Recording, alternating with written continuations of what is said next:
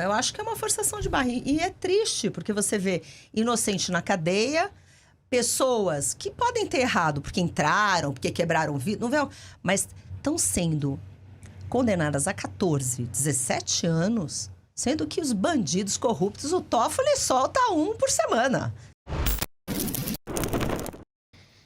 Deputado, eu queria começar falando um pouco... Bom, a notícia de hoje, do dia, repercutindo desde ontem, é a possibilidade de prisão preventiva do ex-presidente Bolsonaro. E isso, claro, atrelado ao projeto de anistia aos presos do 8 de janeiro. A senhora, como líder proeminente na Câmara, eu queria entender, existe clima, e com essa prisão, existe clima para o projeto, e essa prisão, de alguma forma, pode juntar os deputados, enfim, trazer mais confusão para esse pote? Bom, o dia está realmente quente. Hoje na Câmara nós tivemos todas as comissões obstruídas.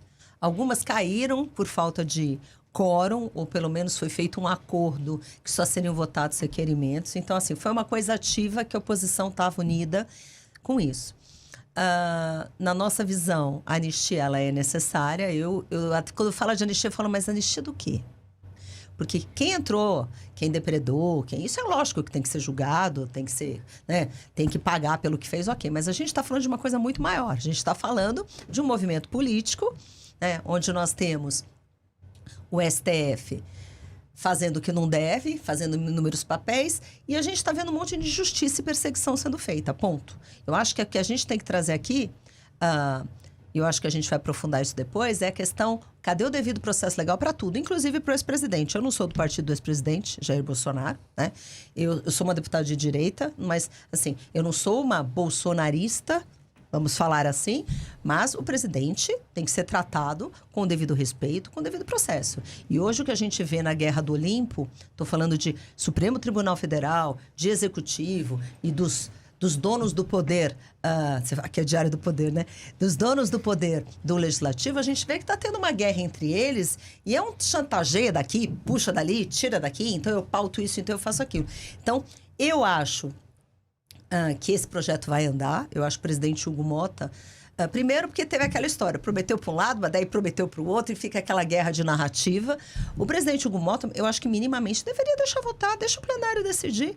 Porque o país está dividido. Ele tem esse compromisso, né? Então, tem esse compromisso, mas a esquerda fala que ele também se comprometeu a não pautar.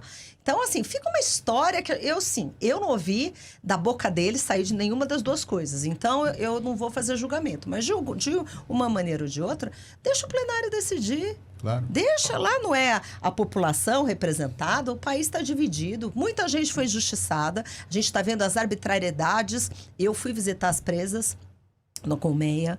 Eu fiquei muito chocada com o que eu vi, muito chocada com as cenas que eu vi lá dentro, diversas cenas, né? Desde a comida até as intimações, até elas entulhadas no cubículo parecendo bicho, até o relato de várias pessoas da penitenciária falando que nunca viram uma coisa daquela, assim, pela falta de rito. Então a gente percebe que é uma guerra política, e o ponto do ex-presidente é mais um pedaço dessa história, né? Eu acho que é uma forçação de barra. E é triste, porque você vê inocente na cadeia, pessoas que podem ter errado porque entraram, porque quebraram o vidro, não vê? Mas estão sendo condenadas a 14, 17 anos, sendo que os bandidos corruptos, o Toffoli solta um por semana. Então, desculpa. Aliás, aqui quero parabenizar publicamente o ministro Fachin, que realmente parece que está sendo uma voz contrária a essas arbitrariedades de soltar corruptos que o ministro Toffoli está fazendo. Agora, deputada, né, sobre a questão da anistia, hoje entrevistamos no Jornal Urgente da Rádio Bandeirantes da TV Band News, o ex-deputado, ex-ministro Aldo Rebelo. Ele fez uma construção, um raciocínio muito interessante. Ele apresentou de memória. Ele é um grande conhecedor de história. Todos os processos de anistia pelos quais o Brasil passou. E ele dizendo que a anistia faz parte da própria vida brasileira, da vida política brasileira. Ele, só para citar Getúlio, ele foi antes, mas de Getúlio para cá foram vários processos de anistia, inclusive um recente que foi durante o regime militar. Ele explicando que a anistia não é promover a justiça, é promover pacificação, né? E é exatamente esse raciocínio que é muito interessante, porque a gente vê contra a anistia setores que foram beneficiados por ela, recentemente no regime militar, né? E também políticos que ali, gente que pegou em armas, gente que matou, que assaltou, etc. e tal, e acabou, de alguma maneira, ou beneficiada pela anistia, ou teve alguém da sua organização, do seu partido, beneficiado. Eu queria que a senhora discorresse exatamente sobre isso, sobre a anistia como fator de pacificação do país. Então, eu hoje, inclusive, na obstrução das comissões, a gente falou sobre isso, né? Os deputados de oposição trouxeram, parece que foram 8 anistias. E eu acho que a questão, porque a gente vê que guerra de narrativa, o pessoal chamando todo mundo de golpista, eu nunca vi golpista sem arma, né? Sem ferir, machucar, prender, sequestrar outras pessoas, coisas que vimos em outros períodos daqui. Sem golpe, né? Hã? Sem golpe. Sem golpe, é assim, mas é a narrativa que é endossada por muitos parlamentares. O discurso é o mesmo, eles são muito bem treinados, muito bem engajados, e eles ficam repetindo aquilo. Agora, o que eu acho importante aqui é que a gente está falando de uma anistia porque não é o mesmo peso e a mesma medida que outras ações parecidas, não é maneira que foram tratadas outras vezes, né? Então, a gente viu que invadiram o Congresso Nacional outras vezes, que invadiram órgãos públicos, destruíram o DPDA. E assim, na época do presidente Temer teve isso, em outros presidentes... E nada assim. Então, a gente vê que é uma perseguição. É um rito. E eu acho que a questão da anistia, e eu endosso o ministro Aldo Rebelo, eu tenho muito respeito por ele, tanto assim que quando eu fui eleita, eu tenho uma história até pitoresca para contar, que eu fui eleita e uma pessoa falou para mim, vai lá conversar com o ministro Aldo. Ministro Aldo, a gente ficava com aquela ideia, né? Imagina, do PCdoB. Olha, e fui. E uma pessoa realmente, assim, muito discernimento, me recebeu muito bem, me deu muitos conselhos, porque eu nunca tinha sido política, e ele falou muita coisa interessante para mim, que eu guardo até hoje, uma pessoa que eu tenho muito respeito, e uma pessoa que realmente tem respeito pelo ser humano, tem respeito pelo trabalho parlamentar. Então, eu sou a favor da anistia, e acho que essa questão da pacificação... Eu acho que é tudo que a gente precisa no país, porque ninguém aguenta mais. Porque tudo ficou esvaziado. O debate público ficou esvaziado. A profundidade em temas, debates qualificados, ficou tudo esvaziado. Hoje é o nós contra eles, não interessa se você tem razão. Eu não quero ser justa com você porque você é do outro lado. Então, a gente precisa pacificar. E essa anistia já passou da hora de acontecer. E eu espero que o presidente... O Lula, que eu sou deputado de oposição, mas ele é o presidente do país, né? E ele não é presidente, não pode ser presidente de um lado só. Espero que ele também tenha essa visão. Os ministros do Supremo, que têm que guardar a Constituição, que todos os indivíduos são iguais perante a lei, artigo 5º. Eles... Gente, chega de órgão político, não dá mais. Eu cansei. Mas, deputada, assim, o presidente Lula está... Assim, o ressentimento do mundo inteiro está ali dentro, né? Tem até vídeo dele dizendo que voltou para se vingar, né? A gente vê decisões do Supremo Tribunal Federal que são pura manifestação de ódio. Isso. Como esperar dessa gente? Porque também a gente não vê uma coisa concreta, mais afirmativa, por exemplo, dos presidentes de poder, né? Isso. De nenhum dos 3 poderes, né? Então, assim, a quem caberia a liderança de fato de um processo de anistia ampla que o Brasil precisa? Porque também a anistia deve contemplar também a esquerda, que tem muito a explicar e apagar, né? Mas, enfim, tem que ser uma anistia ampla. Então, isso, eu não sei quem poderia assumir a liderança disso. Então, quem poderia assumir, o nome da pessoa, eu não tenho. Mas, nós sempre perdemos oportunidades. Porque a quem cabe, você disse bem, eu sempre falo a mesma coisa que uma empresa. Quando você tem uma empresa, quem senta na cadeira, toma a decisão e tem a caneta, dá o direcionamento, né? Então, o presidente, quando eu sou dona de uma empresa, eu sou presidente de uma empresa. Ali, os nossos valores, a cultura organizacional, como ela é definida, como trilha o caminho, sendo correto com os concorrentes, sendo leal com os seus clientes. A questão é que quem dá o tom são os presidentes das casas e os presidentes dos poderes. Então, é o presidente da República no Executivo. A gente tem um ministro do STF, o presidente do STF, e tem o presidente do Congresso Nacional. E aqui estou falando do presidente da Câmara e do presidente do Senado, né? Porque o presidente do Senado é do Congresso Nacional. E quando tem essa troca, se você colocasse, por exemplo, um Aldo Rebelo sentado na cadeira, ele já foi, né? Será que estaria desse jeito? Será que o Congresso seria tão, na minha visão, covarde de não enfrentar termos necessários? Será que se tivesse outro presidente ali que não buscasse vingança, que buscasse pacificação, que tivesse essa grandeza de falar, olha, eu sou presidente de 200 e tantos milhões de brasileiros e eu não quero essa guerra aqui dentro? Não é o caso do presidente que está em exercício. Mas a mesma coisa, o presidente do Congresso Nacional.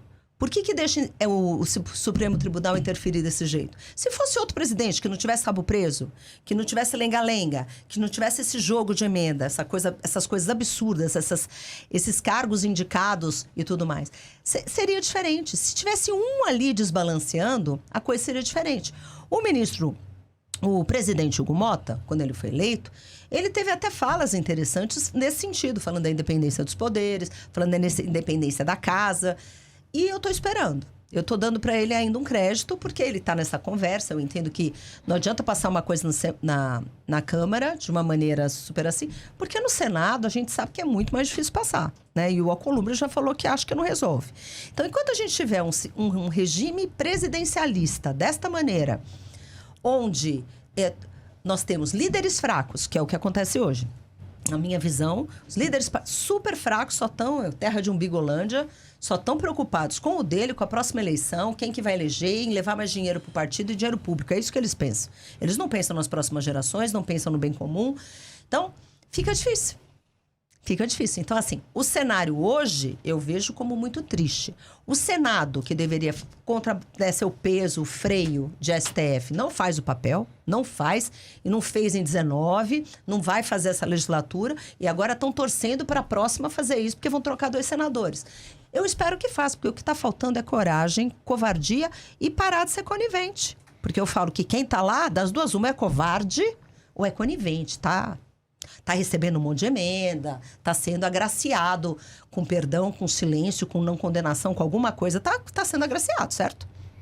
Deputada, uma das críticas do ex-presidente Jair Bolsonaro e dos apoiadores dele a respeito da velocidade da tramitação desse processo do suposto golpe no STF. A senhora concorda que há uma celeridade fora do comum nesse processo e a quem isso interessa? Olha, para ser muito, muito franca, assim, eu sou administradora pública, né? Então, os prazos, os trâmites exatos, eu não quero exagerar na minha fala, mas o que eu vejo em relação a outros, comparativamente com tudo que tramita lá, porque a gente vê nos últimos anos, o STF é responsável por julgar parlamentares, quem tem foro privilegiado. Eu não vi ninguém condenado, eu só vejo o povo soltar, isentar, e principalmente aqueles corruptos e confessos que embolsaram bilhões e bilhões do povo brasileiro. Corrupção pura.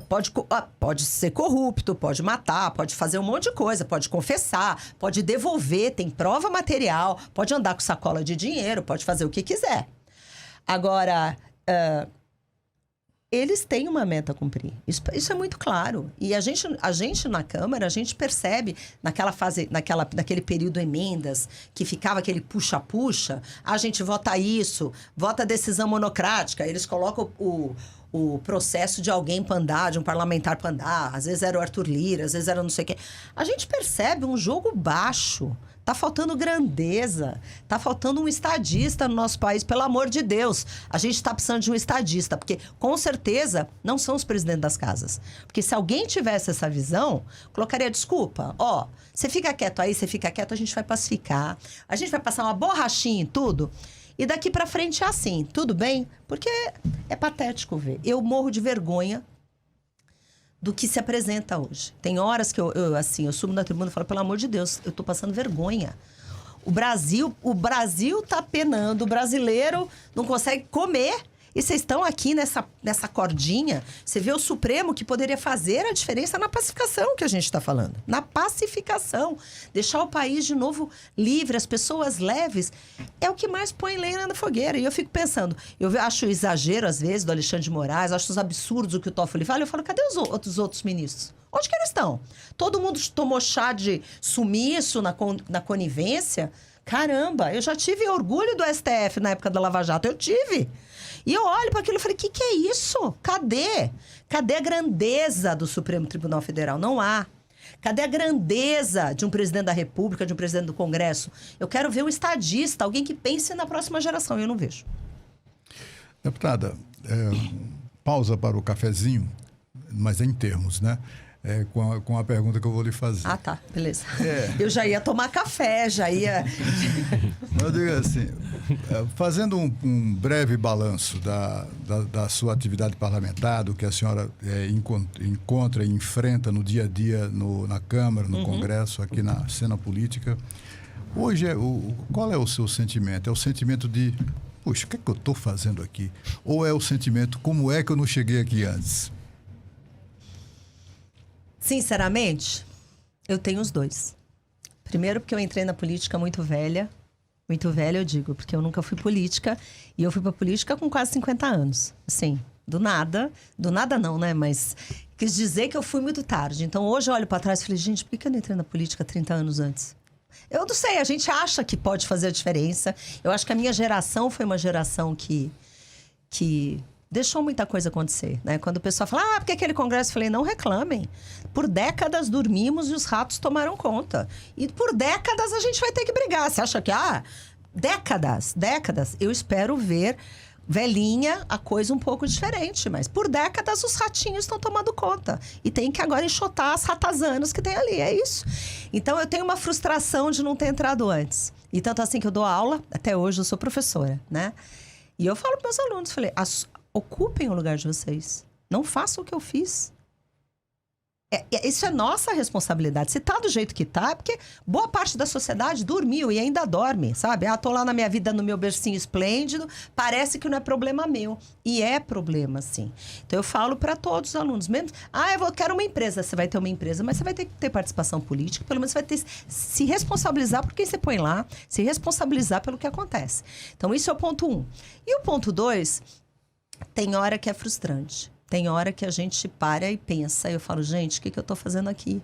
Porque a gente se sente uma formiguinha lutando contra, né, Davi e Golias mesmo. Aquela coisa inglória. Mas eu sempre ouço muito o doutor Ives Gandra, que eu respeito muito. Né? Eu estudei com um dos filhos dele. E ele fala sempre, ele fala assim, não importa se você é a única voz no deserto. Continue gritando. Continue gritando. A gente não pode ficar quieto. Então, mesmo que os outros não queiram ir, ou porque o líder não deixa, ou porque recebeu emenda para ficar quieto, ou qualquer coisa, não deixe de falar. E eu acho que eu sigo isso sempre comigo, porque a gente tem que fazer. E daqui a algumas décadas isso vai mudar. Deputada, eu queria... a senhora falou um pouco mais cedo que a gente precisa de um estadista. E eu concordo 100%, precisamos de representantes que, enfim, tenham essa missão em mente. Mas da última vez que a gente viu uma briga institucional de verdade entre jogadores de peso mais ou menos igual, foi no impeachment da presidente Dilma com o então presidente da Câmara, Eduardo Cunha. Não é exatamente o estadista que a gente queria, mas foi, digamos, o jogador à disposição naquele momento para exercer aquela função política. De não só, acredito, defender os parlamentares, e ele fazia isso muito ativamente naquela época, mas também de fazer esse antagonismo contra a presidente naquele momento. Presidente com quem ele se dava mal desde o começo do mandato, enfim. A minha pergunta é, aceita-se um Eduardo Cunha 2.0? Olha... Eu vou responder... meu doutorado, eu falei de ética e integridade. Né? Então, tem um autor que eu gosto muito, que chama Rodrigues Lunho. E ele fala que uma ação para ser ética... Eu vou só jogar uma coisa para a gente falar... Eu vou responder em cima da tua pergunta. Ele fala que uma ação para ser ética, a intenção precisa ser boa, o comportamento precisa ser bom e o resultado precisa ser bom. Não adianta você para um resultado bom, se a tua intenção é péssima, se teu comportamento é péssimo. Ah, mas eu atingi, os fins justificam os meios. É bem essa coisa. Então, a ponderação que eu quero fazer com você é o seguinte. Estadista, a intenção é boa, o comportamento é bom e o resultado é bom. Ele não vai matar por causa disso, ele não vai... Ah, eu quero me beneficiar por causa de ABC. Se a minha intenção não for boa, o comportamento é bom, e no final o resultado não vai ser bom. Então, eu acho que tem uma ponderação aí. E eu acho que tem tudo a ver com a integridade da pessoa, com a intenção da pessoa, com o comportamento da pessoa. Né? Você deu o exemplo do ex-deputado Eduardo Cunha, que seja ele ou que seja qualquer outro, né? Porque as máscaras caem. Pode demorar, pode ser, no caso, a defender os parlamentares, ele fez o papel dele. Presidente da casa tem que defender os parlamentares, né? E os parlamentares realmente se sentiam representados e ele defendia. Agora, o ponto é, e aí?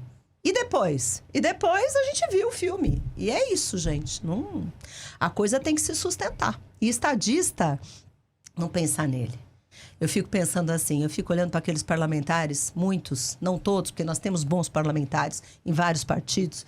A gente não pode generalizar, porque tem muita gente boa no Congresso, muita gente boa, que muitas vezes vota diferente e tal, mas se unem em pautas quando a gente fala de princípio, quando a gente fala de valor, que fica indignado. Né? O que ele faz com a indignação é um outro debate, porque muitos não fazem nada com a indignação. Mas os que fazem alguma coisa com a indignação... eles estão agindo para o bem do país e temos pessoas boas assim. Agora, a questão é quem tem a caneta. A questão é quem toma a decisão que poderia mudar os rumos. Um presidente da casa pode mudar os rumos, pode fazer contra a pessoa. Um parlamentar sozinho, eu, por exemplo, eu posso gritar, espernear, eu vou lá.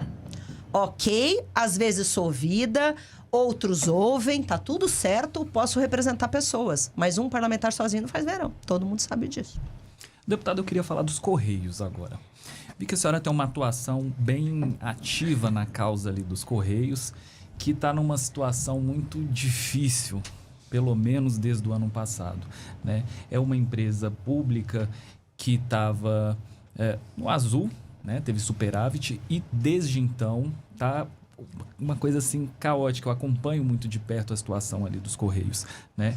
No final do ano passado teve confisco de parte do 13º dos trabalhadores, não foi da diretoria, foi de carteiro, gente que ganhava ali em torno de R$ 1.900, tinha um compromisso com aquele salário ali para poder uma reforma de casa, compra de material escolar de filho, e do dia para a noite aquilo ali simplesmente desapareceu.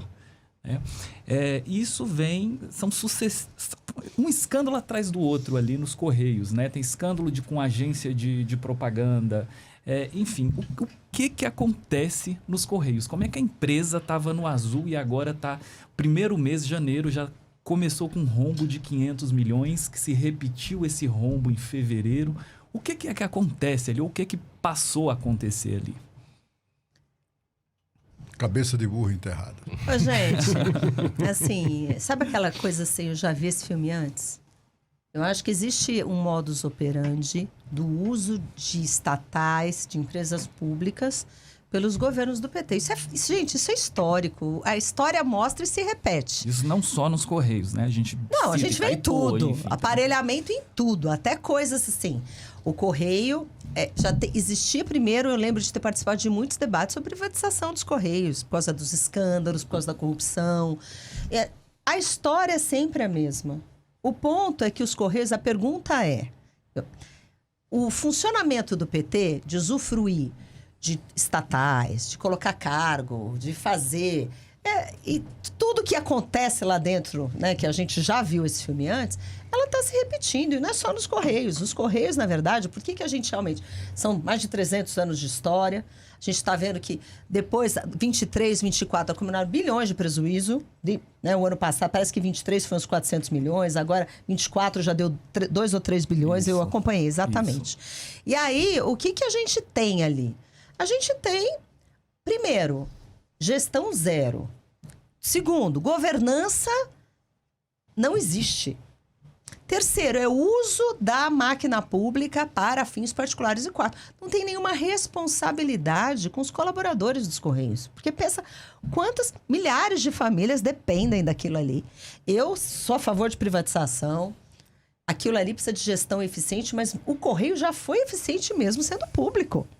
Teve uma época, há muito tempo atrás, que eu lembro que eu dou aula na GV, a gente foi participar de uma competição de estudos de caso, né, internacionalmente, e o grupo que foi lá, levou o caso Correio, ganhou, porque... Os Correios estavam, há anos atrás, estavam entre as 2, 3 instituições mais admiradas do Brasil. Então, por quê? Porque gera emprego, é eficiente, né, tinha eficiência e tudo. Agora o que a gente está vendo é PT no poder. Tem os Correios, quer falar de Itaipu também? Itaipu é o Caixa 2, a caixa preta do governo, que tem bilhões e bilhões desviados num Caixa 2 que ele manda para a COP30, que manda para patrocinar a Janja, o Lula Palusa. Então, assim, é o uso da máquina pública, sem governança, sem transparência e sempre usando artifício, tudo fora do orçamento. Então, eu acho lamentável que isso tenha acontecido, porque até coisas que funcionam, eles têm o poder de destruir. É inacreditável. Deputada, essa questão do setor público, né, o que a gente vê é uma espécie de corrida ao ouro, né, permanente. É uma coisa permanente nos 3 poderes. Eu não diria que é uma organização criminosa, mas é uma organização... Com propósito específico. Com propósito específico de... Com objetivos claros. Com o objetivo específico de tomar dinheiro público e botar no bolso. Né? E aí a gente observa que uma das formas de se fazer isso é através da normalização ou oficialização de remunerações absolutamente inaceitáveis, né? Nós temos uma Constituição que estabelece o teto do servidor público, que hoje está em 46, aliás, um belo de um teto, né? R$ 46.366, mas que é o salário de ministro do Supremo Tribunal Federal. Mas até os ministros do Supremo Tribunal Federal desrespeitam o próprio teto, né? 90 e tantos % dos magistrados brasileiros recebem mais do que o teto. E a gente percebe frequentemente denúncias aí, né, de desembargadores, magistrados dos estados mais lascados, mais pobres do Brasil afora, que recebem 100, 200 mil reais em um mês, né? Como fazer para... A senhora tem esperança de rever isso? Porque a impressão que dá é que tem esse projeto, o 5037, que busca limitar essa questão de estabelecer esse limite, né, respeitar esse limite do teto salarial, mas é assim, se passar pela Câmara e pelo Senado, se não for vetado, vai ser judicializado, e o Supremo, que se aproveita da situação como é hoje, vai vai arrumar alguma inconstitucionalidade. Como enfrentar essa situação, deputada? Então, a Câmara votou o PL dos supersalários, foi em 2021, se eu não estou enganada, que não resolvia grandes coisas, tinha várias lacunas ali, inclusive legalizava coisa errada, né? Meio que legalizava coisa que, na minha visão, não tinha que estar lá. E foi para o Senado. Desde então, engavetou. A gente sabe que o lobby é muito forte, do pessoal dos supersalários. A gente está falando de MP, a gente está falando, né, da Advocacia Geral da União, a gente está falando do Judiciário de uma maneira ampla. A gente vê ministros do Supremo Tribunal Federal defendendo o quinquênio e outras barbaridades, né? Na minha visão, por que é uma barbaridade? Eu acho um desrespeito ao cidadão brasileiro, principalmente que paga a conta. Porque, como você mesmo disse, não é um salário, né, baixo. 46 mil reais é um salário. Está na Constituição. Então, se quer ter um debate, mudar a Constituição e falar assim, olha, não dá para sobreviver com 46 mil reais, ou então a gente tem que fazer um escalonamento, porque tem coisa no Brasil que tem muita distorção. Né? Outro dia, um governador ganhar 10 mil reais não tem cabimento. 15 mil reais um governador de um estado grande, né? Que nem São Paulo, que nem Minas Gerais. Um governador que tem outras... Aí você vai ver outras funções que não tem responsabilidade zero, e que ganha 40 e poucos mil. E o que a gente vê, tua pergunta é, como é que você vê isso? Isso dá para mudar? A gente vê que quem deveria defender justiça, deveria defender próximas gerações no sentido de sobrar dinheiro para as próximas gerações. Você usou um termo que eu adorei, né? Extrativismo, corrida ao ouro. Todo mundo quer se beneficiar. Todo mundo faz a sua corridinha ao ouro. E quando tem essas votações, é incrível. O plenário fica lotado das pessoas que têm interesse na votação, abordando parlamentares E você vê parlamentares que defendem pagar coisa fora do teto. Isso é um absurdo.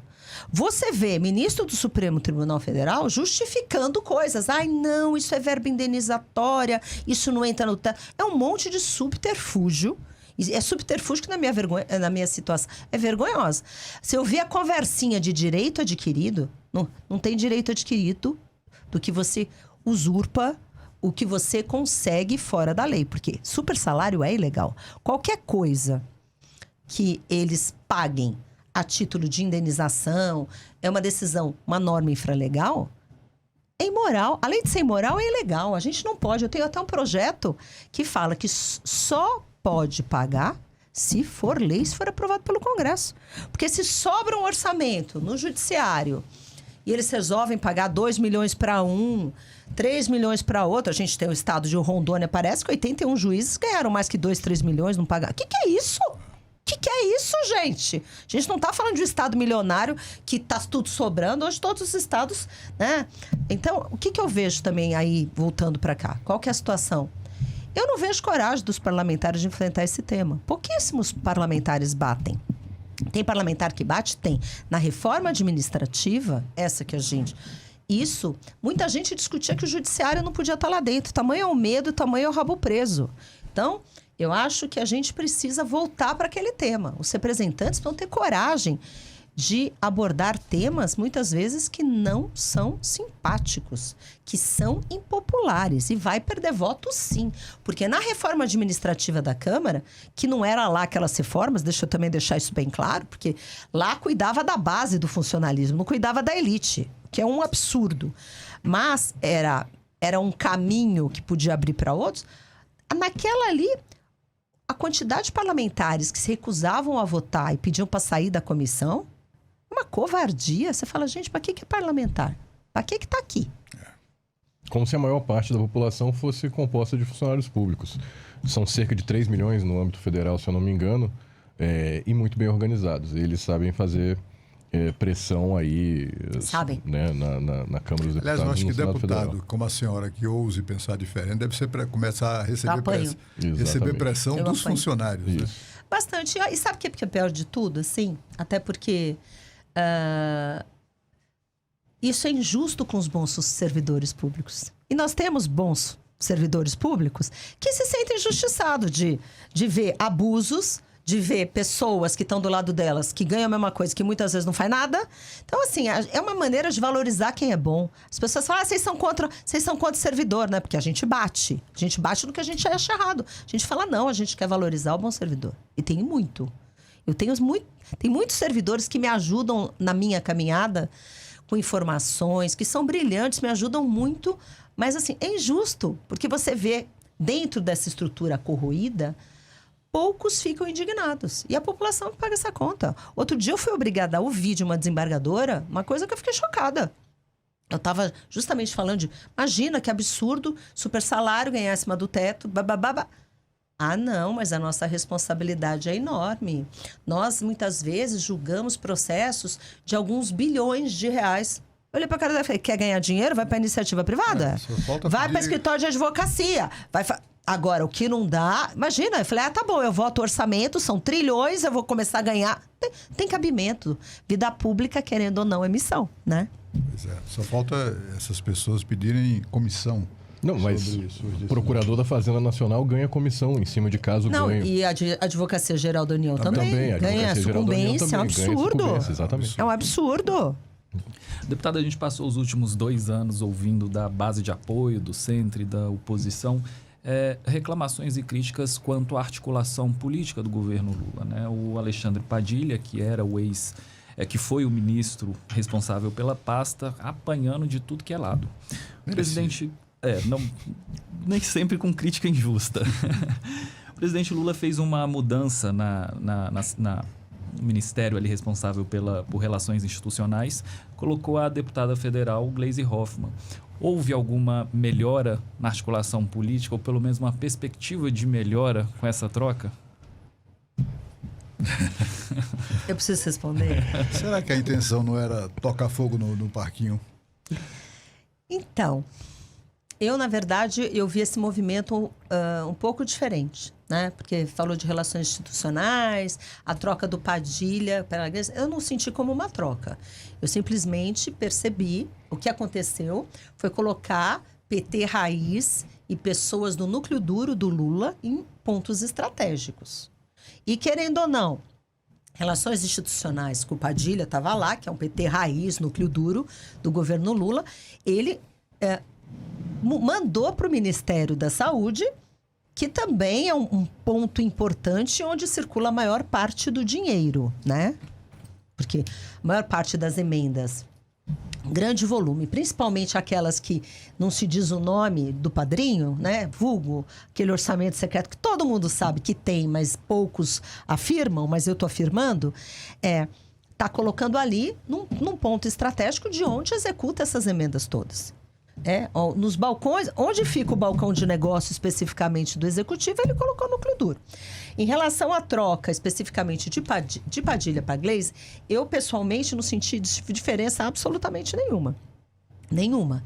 Até porque eu não frequento. Eu fui uma vez conversar com o Padilha sobre um projeto específico da Comissão de Saúde por outras razões, mas assim, no balcão da emenda eu nunca fui. Então, para mim, continua tudo igual. Mas voltando, a articulação é péssima. Eles ficam batendo cabeça lá o dia inteiro. É uma coisa que, assim, eu fico pensando, cadê o governo? Porque eles batem, eles têm desentendimento entre si. A gente não vê uma coisa uníssona onde tem um líder. Infelizmente, eu tô procurando presidente, eu não sei cadê ele. Cada hora tá num canto, assim. Tá faltando presidente aqui. Tá viajando. Desde o começo deste ano, já no final do ano passado, mas desde o começo desse ano, se sucedem e se multiplicam as pesquisas nacionais indicando uma situação muito ruim para o atual presidente, né?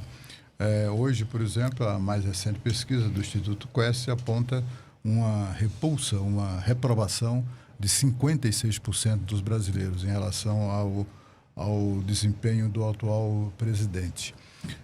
A senhora vê alguma chance disso ser revertido ou esse declínio vai seguir imparável até as eleições? Então, eu vejo movimentos às vezes desesperados ele vai agora cada vez mais dobrando a aposta, colocando o país na ladeira abaixo, na ladeira abaixo mesmo, na lama, para tentar voltar a ganhar essa popularidade. Isso implica em fazer mais uso de estatal, em usar mais recurso público para dar bolsa isso, bolsa aquilo e continuar nessa tentativa de resgate de popularidade. Mas, assim, ele, inclusive, perdeu o apoio de mulheres que o apoiavam, porque, né, falavam, ele não, ela...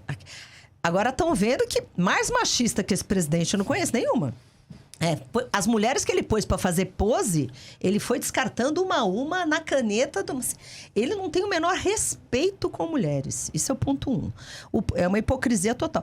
A mesma coisa os jovens. Os jovens olham para esse presidente e falam, pelo amor de Deus, ele está jogando meu país na lama, está com inflação, está com isso, Os jovens estão saindo, eu dou aula para jovens. Eles falam, por que eu vou ficar no país? Não, você vai ficar no país porque você tem que brigar por um país melhor.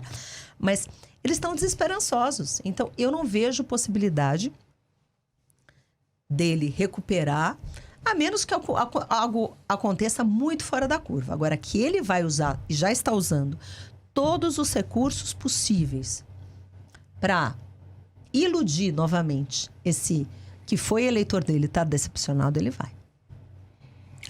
Vai lá, Rodrigo.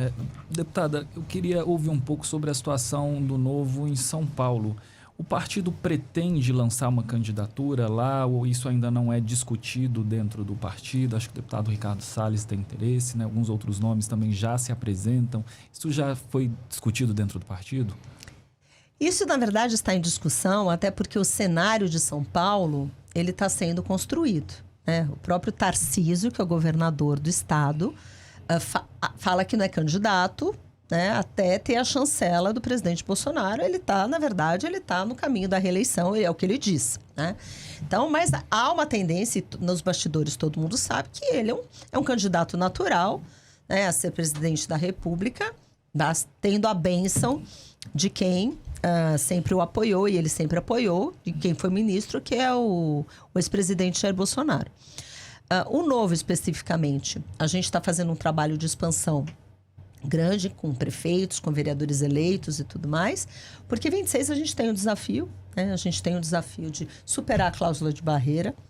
A gente precisa de 12 deputados. Então, nosso esforço está tudo canalizado em formar uma bancada com aumentar o número de deputados federais. Então, está sendo feito um trabalho em todo o Brasil e a gente está discutindo, inclusive, candidatura, como vai ficar, para onde vai Romeu Zema, que também é, né, o nosso governador do segundo maior colégio eleitoral. O deputado Ricardo Salles se colocou à disposição para ir para o Senado. Né? Ele é uma pessoa que já foi ministro do Bolsonaro, que tem muitos votos e tudo mais. E isso ainda não estava chancelado, mas a tendência é essa. Mas o nosso foco é deputado federal. Eu venho à reeleição. Pelo menos nesse primeiro momento.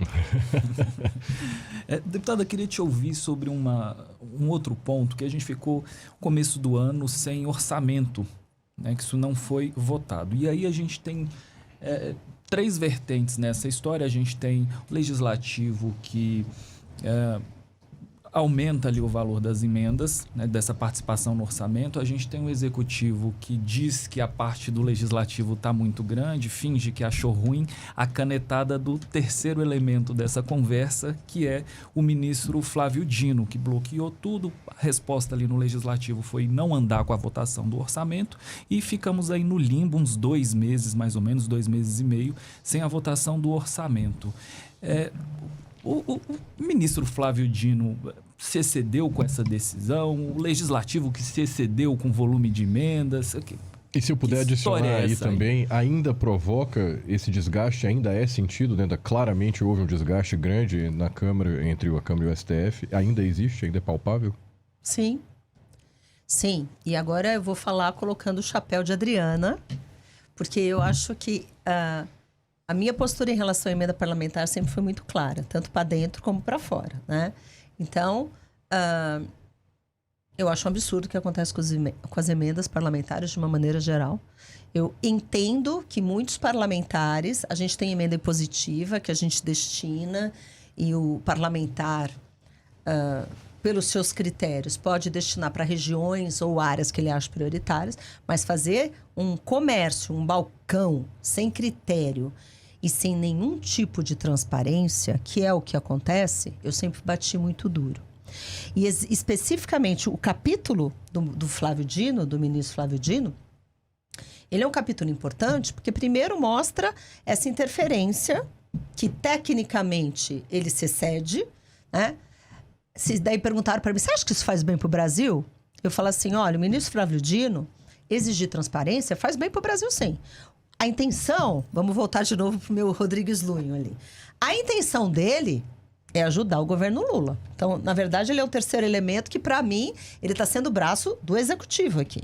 Porque o que ele está fazendo, forçando o Congresso, é deixar o Congresso refém, aspas, comendo na mão dele, para beneficiar o executivo, que é refém de um legislativo também. Porque o número de emendas parlamentares era 50 bi, agora virou 60. Vocês devem ter visto, na última LOA, aumentaram as emendas parlamentares. Então, é uma coisa, assim, surreal. E a maquinagem e a maquiagem, fingindo que tem transparência, é uma coisa absurda. Agora, a gente recebe ofício do Alcolumbre falando que vai votar. É uma conversa mole. Eu fiz algumas perguntas para aquele relator do orçamento, o senador Eduardo Gomes. Ele não respondeu nenhuma. Nenhuma. Em termos de critério, está vinculado à política pública, como vai ser. É tudo assim, é tudo no ar e todo mundo brinca de bobo. Então, voltando para tua pergunta, que depois eu já... O Brasil joga dinheiro fora de uma maneira absurda, e não venham com essa conversinha, o parlamentar sabe o que é melhor para a sua região. Quem executa sabe onde tem vazio assistencial. Uma vez eu estava numa reunião de bancada e o coordenador queria comprar 70 mamógrafos. É bom, cada parlamentar pega um mamógrafo, vai lá, faz entrega, tira foto, tal. Aí eu levantei a mão e falei, precisa de mamógrafo? E eu fui na Secretaria do Estado de São Paulo. Eu sou de São Paulo, fui lá. São 70 deputados, queriam comprar 70 mamógrafos, mais 3 dos 3 senadores. Aí, na Secretaria, falaram não. Só tem um lugar que precisa de mamógrafo, pelas dimensões. Um lugar que era uma região próxima de Registro.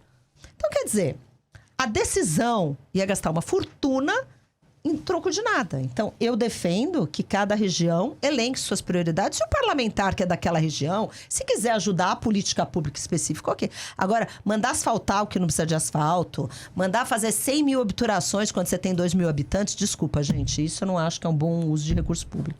Definitivamente não é mesmo. Agora, por outro lado, né, Sandra, permitir que um ministro do Supremo subjugue o Congresso Nacional é constrangedor, né? É constrangedor a falta de reação do Congresso. Com certeza. Né? Tá, quem manda no Congresso hoje não é nem Alcolumbre, nem muito menos o presidente da Câmara. Quem manda é o ministro Flávio Dino, como a senhora mesmo disse, é a serviço ali dos interesses do governo federal. Mas voltando, é uma vergonha essa intervenção, porque o Supremo tem que guardar a Constituição. Mas o que mais choca para mim, Cláudio, é a subserviência do Congresso. É a covardia ou a conivência. Eu falo, são os 2 Cs mágicos. Covardia e conivência. Porque se fosse outro presidente, falar, querido, aqui não. Você não vai caçar nada, você não vai caçar mandado de ninguém, você não vai dar essa ordem aqui, porque a regra é essa. Ontem, por exemplo, a gente votou um projeto porque o Supremo mandou. Ministro Flávio Dino mandou dar um crédito extraordinário para as queimadas da Amazônia e vai para pagar seguro defeso. Gente, nada contra o seguro defeso, mas assim, é um absurdo. E eu falei assim, a gente está votando isso porque o STF mandou? Cadê a soberania do Congresso? Conversa sobre, sei lá, se eu fosse presidente, eu ia falar, desculpa, eu não vou votar. Desculpa, quem vai decidir se vota é o Congresso, não é você? O que é isso? A gente vê, temos um Congresso fraco, que eu espero que mude. Deputada, só para encerrar, uma pergunta rápida. Apostando em 2026, quem tem mais chances? Lula ou Bolsonaro? Posso desviar a pergunta? Por favor. Beleza. Então, assim, se eu pegar... Se for realmente esses dois, se a gente estiver falando, eu vou pensar pelo Lula, o que eu sei, Bolsonaro, o que eu sei, eu espero que a direita vença, certo? Mas a gente sabe que... A gente não sabe se o presidente Bolsonaro terá condições, a gente não sabe como esse caminho vai andar, né? Mas eu acho que a gente nem tem... o Lula, né? Nem o Lula, pois é. Nem o Lula. Mas, gente, seja com o Lula ou seja com o sucessor de Lula, o Brasil não aguenta, Não merece, certo? né? Brasil não vai ter Brasil para contar a história. Então, eu espero que a gente possa pensar em sucessores da direita. Nós temos excelentes nomes à prova aí, que podem suceder, que podem fazer essa sucessão. Deputada, tem um assunto, eu queria fazer essa última pergunta, que é o seguinte, que é a imigração em massa de brasileiros. Está havendo um verdadeiro êxodo, né? Eu verifiquei alguns números oficialmente, ou seja, brasileiros que deixaram o Brasil e ingressaram legalmente nos Estados Unidos, eu digo com visto, descendo no aeroporto, passando pela aduana, aquelas coisas todas. Alguma coisa que se aproxima de 2,5 milhões de brasileiros. Que período? 23 Até pra cá? agora, neste momento, né? São 2,5 milhões. 2 milhões. O governo estima ali uns 2,3 milhões, mas esses números são números atrasados, já passou dos 2,5 milhões. Diplomatas com quem eu converso dizem que pode deixar uma coisa próxima dos 3 milhões, mas enfim, vamos colocar aí nos 2,5 milhões. Na Europa tem outro 1,7 milhão brasileiros. E por aí afora, tem 500 mil brasileiros em países da América do Sul. Estão trocando o Brasil por qualquer desses paizinhos da América aqui que fazem fronteira com o Brasil. Os brasileiros estão se mandando, estão vazando do Brasil. E eu não vejo assim muita preocupação nisso. Assim, eu não vejo muita gente refletindo sobre isso. A senhora se dirigiu agora há pouco a essas pessoas. Tem que ficar no Brasil para lutar pelo nosso país, alunos, né? Sim. Mas o fato é que eles estão se mandando, né? E eu queria que a senhora falasse sobre isso. O que fazer com relação a isso? O que dizer a essas pessoas? Então, com a minha cabeça de hoje, e é o que eu falo para eles, é assim: o país vai ser o que a gente quiser e o que a gente fizer, né? Eu falei dos ratos que tomaram conta por décadas. Os ratos continuam aí. Ou a gente resolve pegar a vassoura e sair enxotando rato, que foi o que eu tentei fazer, né? Eu, que não tinha intenção, enfiei na política. E a questão não é só essa. A questão, eu acho que por que se perpetua? Você sabe que muitas horas no Congresso, você falou, você fica frustrada? Eu fico frustrada, eu choro, eu tenho raiva. Eu me pergunto, gente, minha vida é tão confortável, era tão melhor antes. Mas a gente precisa estar aqui e a gente precisa assumir esse papel. O que eu vejo, quando eu vejo muito... uma coisa é um jovem falar que vai estudar fora e depois quer voltar. Outra coisa é falar, Deus me livre, não quero ficar nesse país. Isso demonstra muita coisa. Primeiro, que ninguém tem confiança no país, não tem confiança nos representantes, não tem... E percebem que são usurpados. Que é que acontece, né? As pessoas são exploradas para pagar privilégio. A gente está falando dos super salários. Por que eu me mato de trabalhar para pegar imposto para ficar pagando para gente que quer mamar? Desculpa, eu não quero. Mas eu acho que a questão muito mais é despertar nessas pessoas esse dever que elas têm. Dever. Na minha visão, a gente tem o dever de lutar por um país melhor para deixar para os filhos, para os netos e para quem não tem condição de lutar. Tem muita gente que nem tem a mais vaga ideia da falta de oportunidade que tem, porque nasce ali numa favela, num lugar, e não tem oportunidade. Então, eu acho que as pessoas precisam assumir esse compromisso para si. Eu não vejo as pessoas compromissadas com isso. E é por isso que toda aula minha eu falo assim, escuta, o que você vai fazer? O que você vai fazer para melhorar a tua cidade, o teu estado, o teu país? Porque isso é obrigação nossa. Não dá para esperar que os políticos façam, porque eles já mostraram que não vão fazer. Bom. Deputada, queria agradecer sua presença aqui. Chegamos no final da nossa hora. Mas já acabou? Já acabou, a gente já passou muito rápido. Eu vou ter que voltar semana que vem. Por favor, fique à vontade. Já tem carteirinha de sócio atleta. Exatamente, cadeira cativa. Pode, adoro falar. Obrigado, viu, deputada? Olha, eu quero agradecer a vocês pelo convite. Muito obrigada, Tiago, Cláudio, Rodrigo. Foi um prazer estar aqui, batendo esse papo. E eu estou à disposição. Obrigada. Deputado, quando eu a vejo atuando, eu me lembro muito da frase ou da expressão que se usava para definir a atuação do velho Teotônio Vilela, senador Teotônio Vilela, que era ira santa. Parabéns por isso. Ira santa? Obrigada. Obrigada. Parabéns, deputada. Obrigado. Obrigada.